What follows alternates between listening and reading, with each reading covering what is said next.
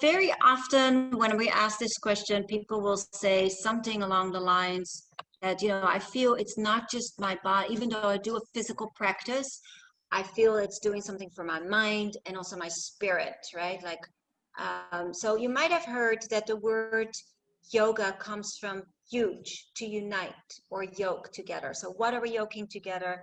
The physical, the mind, and the spirit. I like this picture. It's all you. What aspects of you? The mind, the body, the spirit, the soul. So what do we call something that looks as our being as a whole? Holistic, yes. Holistic. I got it. Okay. Here we go. Holistic. So holistic is that intersection of the intellectual body, the physical body, spiritual body, and the emotional body. And yoga is a holistic practice. Like there's other holistic practices as well. But yoga is a big one where, again, you might come in for one of these particular reasons, right? You might come in because you want to be more focused, a clearer mind, or maybe you start with yoga because you want to heal an injury or just physically feel better. But most of us realize that once we're in it, that it has an effect on so much more than that. So even if we just zoom in on the physical body, it is a holistic practice. To see the body as a holistic practice, see the body in its entirety and the systems that work together. So as it says there on the bottom, all the systems within the body interact with one another to keep the organism as a whole healthy. So if we just look at the physical body, what systems are we talking about? So I'll start here on the top right corner with the skeletal system. The skeletal system and the muscular systems are the bodies that we mostly think of when we practice yoga. Right? When we take the shape of a posture, when we do asana, we put our body in a certain position. We put the bones, put the bones in a certain relationship to one another. And then our muscular system holds that then up, moves it. It helps move the skeletal system in place, right? So the muscular system, we know that like when you first started practicing, like any other physical activity, you feel that you worked your muscles because you're sore the next day, right? We all know that feeling. So we know that we work our skeletal and muscular system. But what other systems are we talking about in our body? Nervous system, circulatory system, endocrine system, lymphatic system, digestive system, respiratory system, urinary system, reproductive system, and integumentary system. Integumentary system, yeah, that's usually the one that we don't know. That's the skin. So the skin. The skin is the largest organ in your body, but it's also considered its own system. Now, this is sort of the most traditional way we look at the different systems in the body, but more and more collectively as humans, we continue to learn more and more about how the body functions. And there are certain things that are now, would also be considered being its own system, but it's fairly new, fairly recent that we're still learning on how that exactly works. One of those things is fascia, or connective tissue. Those of you, if you're like massage therapists and other people who do physical manual, therapy, know that we used to think that it was just like kind of some glue between the different parts of our body, between the muscles and the bones. But now we learn more and more how that is its own whole system in itself with tremendous, amazing functions. One of the reasons why we didn't know that a long time was because most studies done on the human body to learn how the human body functions was by observing dead human bodies, right? That's for the longest time, they cut dead bodies open and see where everything was. And a lot of these things don't function the same when you're dead. And fascia is one of those things. Very different whether we're alive and moving and breathing, or when we're still not moving and dead. So that's one of those things. All right. Well, the heart, which system would that be?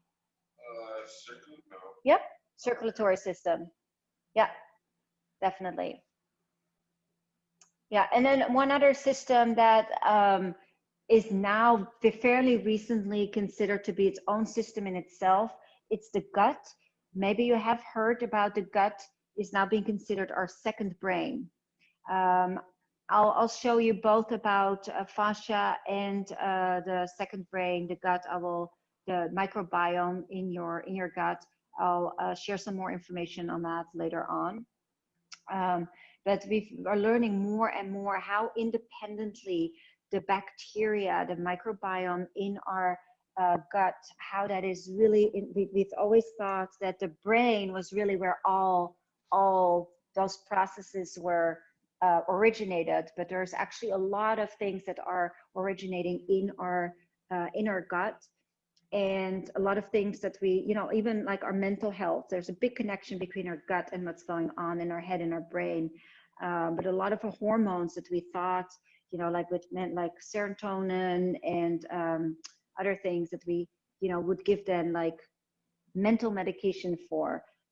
We're now more and more discovering how much of that is actually in our gut. And that's, again, we talked a little bit about letting go and eating healthy. What you eat and what you consume and what enters your digestive system and your gut has a direct effect on how we feel mentally, on our brain functionality, and everything else in our body. And where I believe we're only at the beginning of learning, what that what that really entails. But again, later on, I'll show you some videos on that. It's pretty neat. But so those two systems are not on here, and I believe that there will be more systems that we will discover, as collectively as human beings, we learn more about how the human body really functions.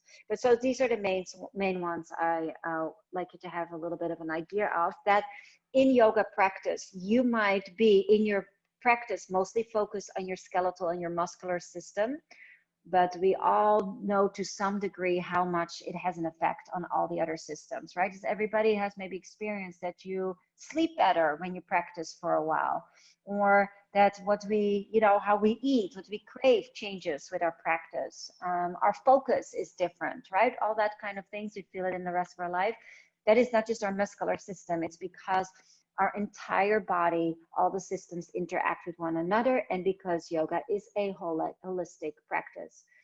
But this picture stands for the lungs. Breathing is very, very important in yoga. So important that in that 8-limb path that I mentioned earlier, pranayama, the art, the science of breathing, is its own separate limb after asana. So some yogis say the order of the 8-limb path is kind of the order of which we should approach our practice, which means you start with yamas and niyamas, which is very briefly, most people translate it with the do's and don'ts, kind of guidelines on how to live your life. Everybody can do that, to kind of have some idea of how to live like a decent human being. The next step is asana. So it's kind of still low, sort of on the ladder of things. So that's our physical practice.